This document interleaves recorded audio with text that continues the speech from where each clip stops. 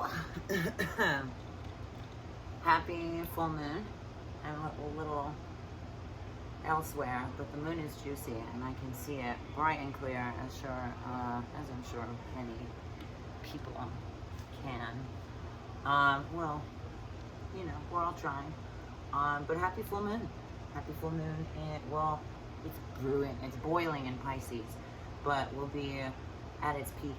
It's in 6 degrees in Aries, something I read, but in Aries officially tomorrow. So this is the budding hour. Along with that, Mars is opposed to Chiron, like kind of Jupiter, and I think that's agitation, that's frustration, but mostly with the self and a lot of judgment, and that tends to be a veil on what can move forward and how we actually perceive things.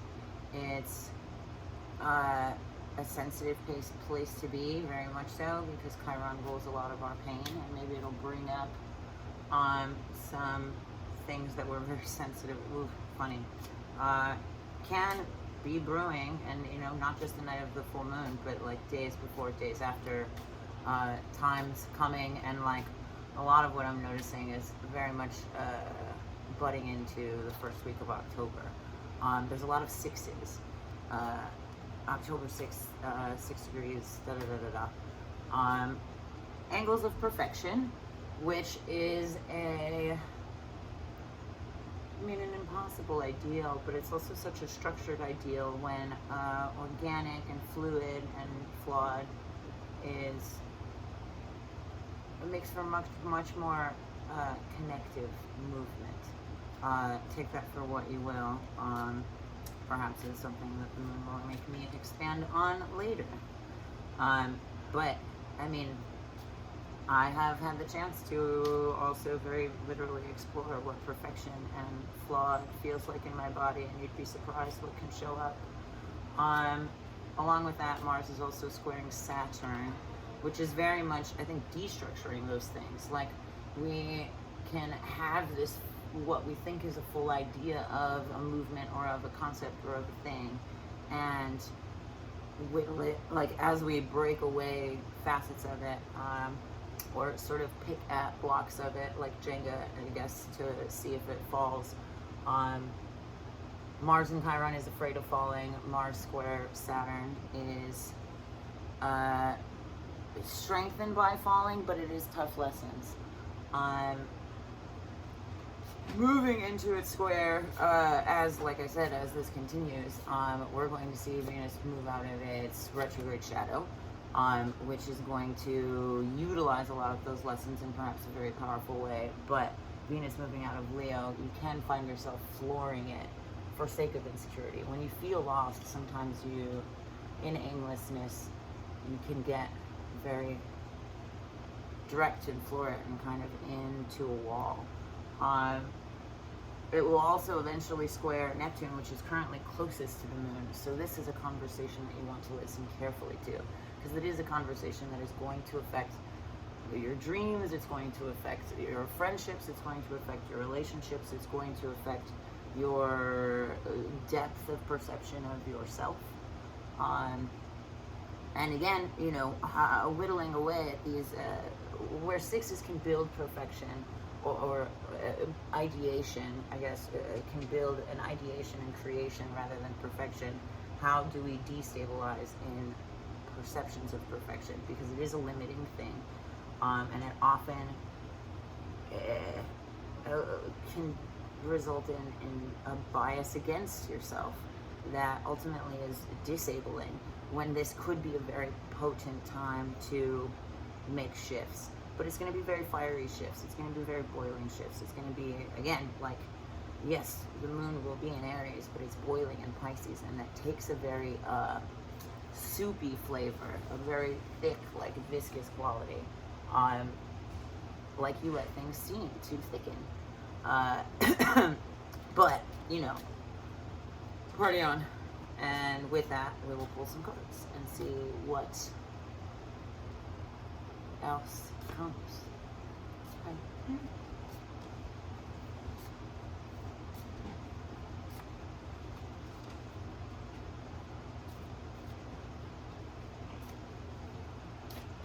I'm in a house full of wonderful people, and they're being very kind, and I know very curious too, but I'm sure I'll read a bunch of them anyway.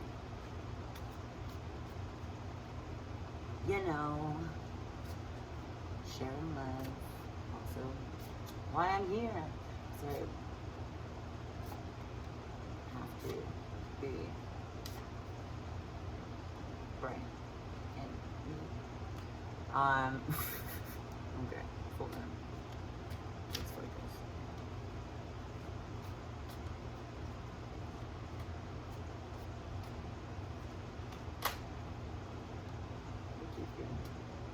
Minute.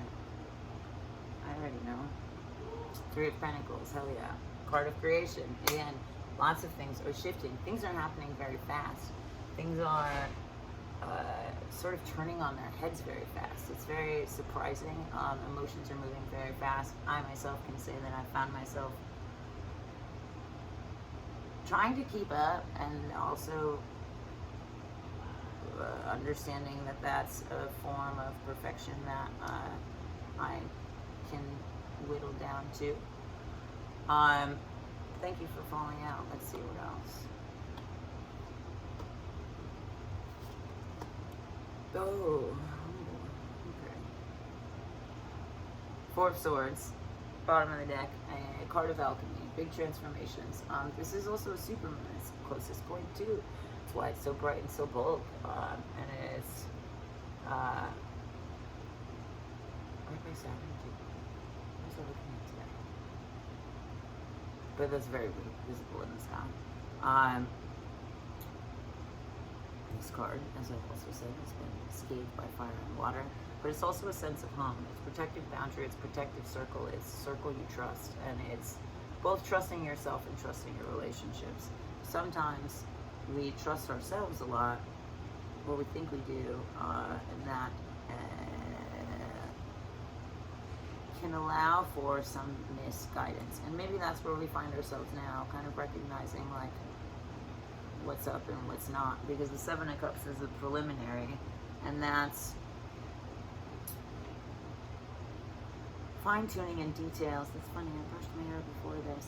Fine-tuning in details, but it's a lot of plates to spin, it's a lot of fingers and pies, it's a lot of tasks roaming, and a lot of getting lost in the details and addedness, ironic. But with the Two Swords cards and Page of Swords, there is a grounding nature in, again, the individual. This Four of Swords circle opens up, creates an open circle with emotion, with passion, with not even just that. Blues aren't just, funny, I was just talking about this, blues aren't just water intonation. In fact, sometimes that is a very different color depending on what stones you want to talk about. Blue can also be sky. Blue can also, and both of those things are kind of as above, so below. It's viscous quality in and of itself, which is why space moves so slow. I don't know, from what I've read. But there's stable growing in there, and even within this card, there's an organic, tight-knit. It's almost like living things are responding to you. Again, that circle kind of creates itself. So is this a way of expectation and, again, perfection in the ways in which we tangle our own lines because we're rushing, or because we're only looking at the big picture, or only looking at, how much thread does it take to access this patch, rather than understanding that you can look at this from all sides to reinforce, and the way that organically spreads, ultimately in and of itself becomes an offering. When we're patient with ourselves, we have much more patience for the world. And when we're non-judgmental with ourselves, we have less judgment with the world. This is something that maybe is being tested with all of Mars's relationships right now, and the ways that it's relating, the ways that it's serving, the ways that it's feeling protected or protecting, which can also come from places of great insecurity and great defense. Where are we fighting for resources, and where can we create more? Ultimately, damn, that's pretty dope for the collective. I hope that we can focus on that rather than an ideation of scarcity. That's also why Mars is insecure. It's the, you know, the mythology of the alpha complex, and that is such a sad way to be. I've had some interesting conversations about this actually recently too. And alpha is the mythology. Beta is its scapegoat. If anything, be an omega, or from some people that I've talked to, be a sigma, which is certain in my eyes. And that is a fearless integrity that is terrifying as the fear sticks its sticky fingers out from the ground. But with Page of Swords knowledge, what we ultimately rise to in this situation is an incredible peace and integrity and balance and stillness and inner world that slows down the external world. And that can come in as many freaking ways as possible. You know, the world slows down when you orgasm. The world slows down when I paint. The world slows down when people dance. The world slows down when you play with presence, and you play with time, and you play with sensation. And is that not all what we are here to experience in this earthly existence? But I digress.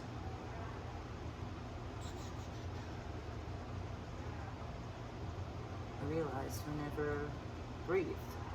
Breathe? Is that the correct past tense? I get a text message. Oops. Everything's been moving so fast. Again, what did I say? Keeping up. Okay, let's breathe. The numbers tell us time anyway. This is where we want to play.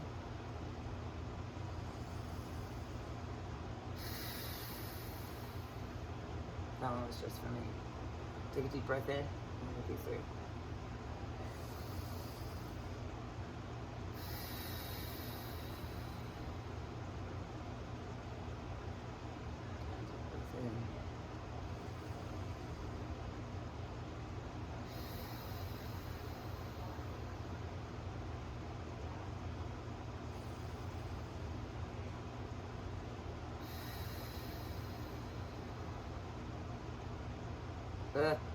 Okay.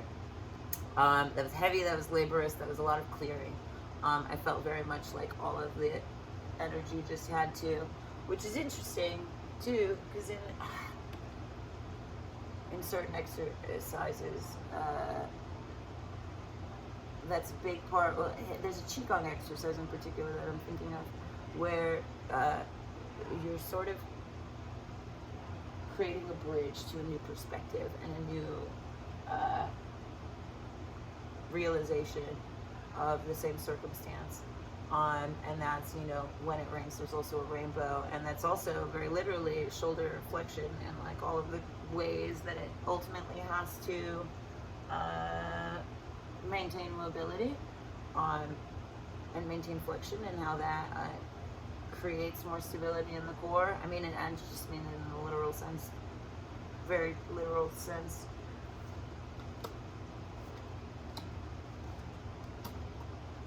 More 6s and 2 aces and a king. Wow. Wow. Ace of Wands, 4 clubs, 6 of clubs, Ace of Hearts, King of Hearts.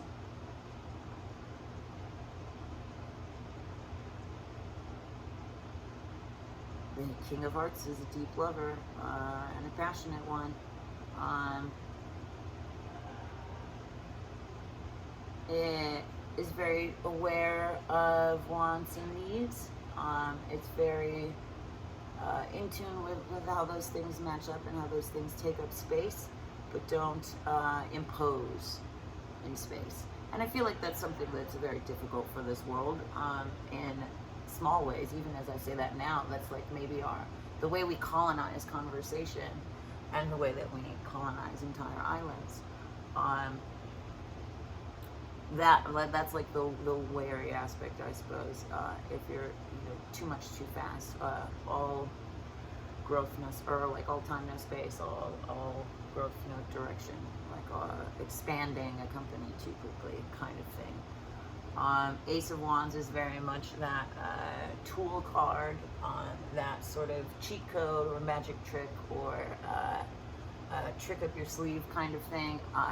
Granted, that exists in other aces as well, but these clubs are very much about direction of current and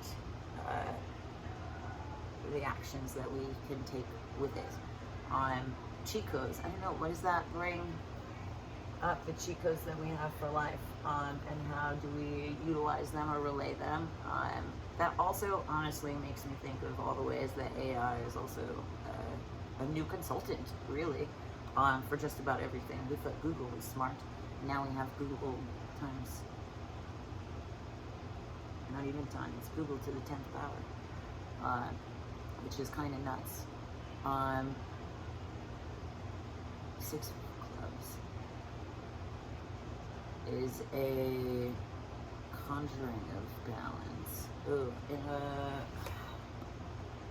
it's like inverted, which my first thought is like conjuring your own balance in an inverted or imbalanced world. Finding your own footing, finding your own stability, momentum, leap forward. But not leap forward. He's finding peace, he's finding stability, he's finding openness, he's finding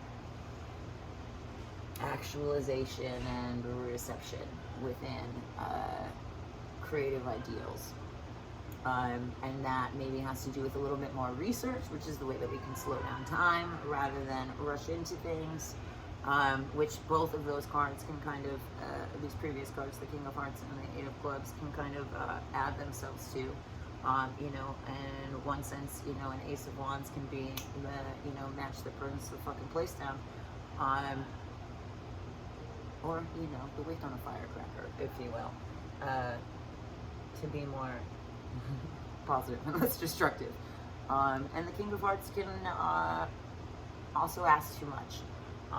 And when we can't meet our own needs, it's very difficult, I would argue, impossible. I guess nothing's impossible, but very imperfect to demand or the demand of those things as needs from others. The Ace of Hearts is an extension of that, but I want to say it's an extension of, or it can be an extension of that from self, or an extension of that to self, rather than an extension of circumstances or terms of an unequal partnership or an imbalanced partnership, whether that be with many ideas and the times that we're not setting for them, or whether that be you know, focusing too hard on one thing as opposed to other, like as opposed to other things that maybe bring you more joy or bring you more connection or bring you more sustenance, you know, meet your needs a little bit more, which ultimately I think a good defining factor of that is when you feel at ease.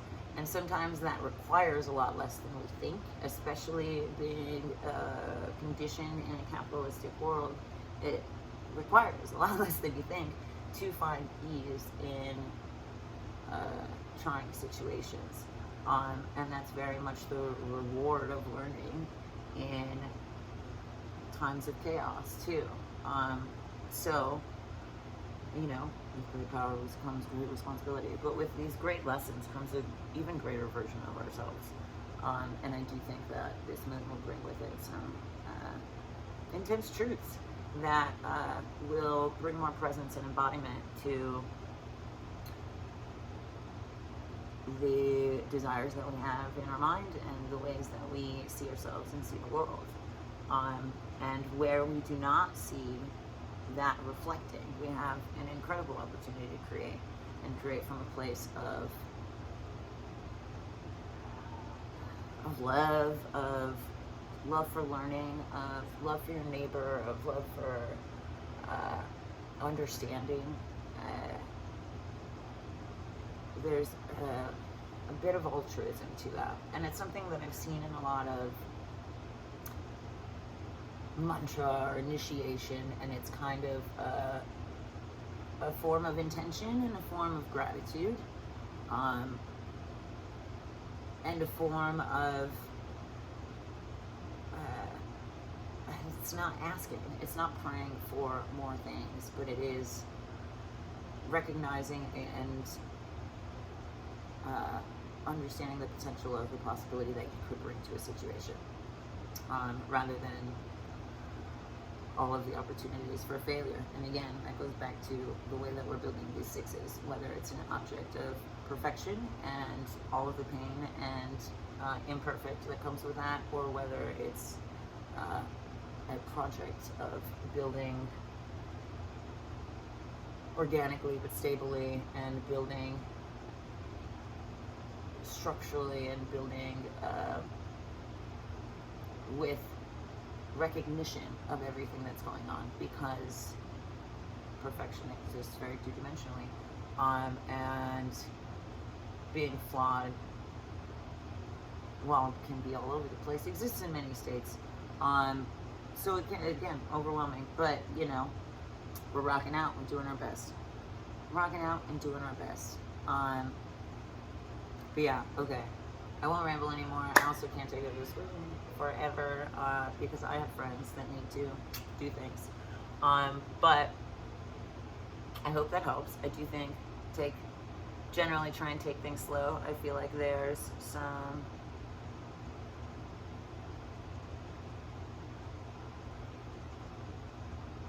unsureness that can push our hand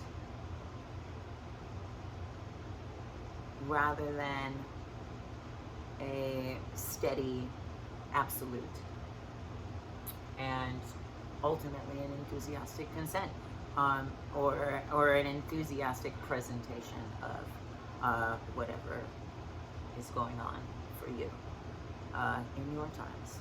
But with that, I bid you adieu. Sayonara, my loves, and happy full moon, and may it serve you well, and may you continue to love yourself better and better every day. Love ya.